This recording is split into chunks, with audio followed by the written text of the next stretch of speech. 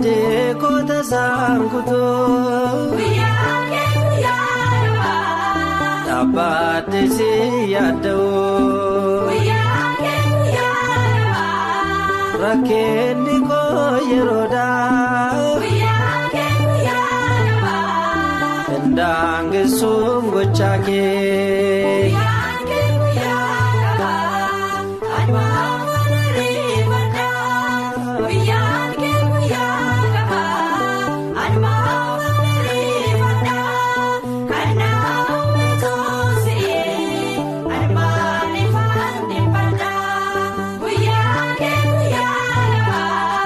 Hiriyoota koo keessaa yeroo booddee afullee si qabattee darbeera lubbuu keemmoo